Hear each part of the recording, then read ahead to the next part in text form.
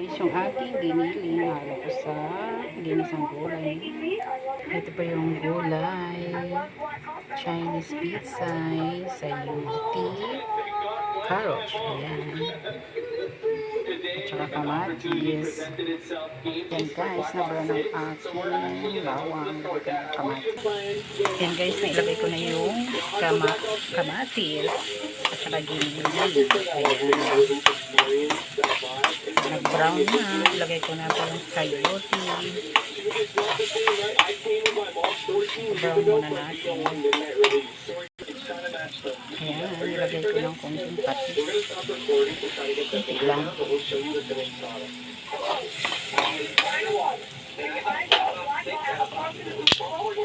Kaya ilagay ko na yung sayote.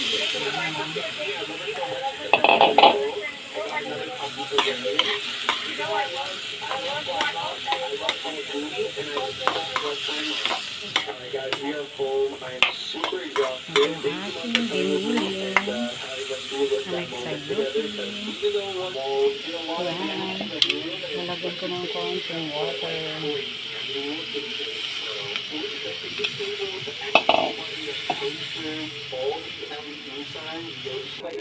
Ayan, hintayin natin na kumulo. Nalagay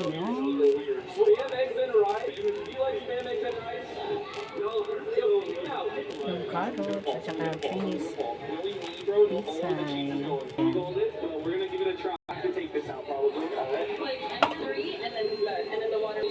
Takpan muna natin ng 15 minutes na kalagay yung carrots at saka pizza. Sino? Oh. Ayun guys, ilagay ko na ito yung carrots.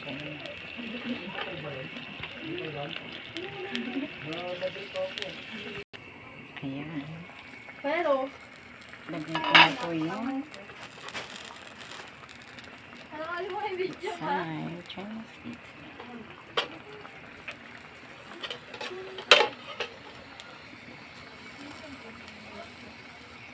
Ayan na, nilagay ko na yung pizza. Chinese pizza. Chinese pizza.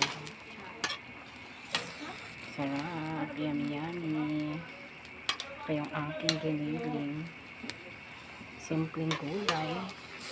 Simpleng recipe lang guys. Ayan. Yung aking simpleng gulay. Nilagyan ko na sili green. Ayan. Ayan guys. Ayan guys. Luto ng aking sari-saring gulay.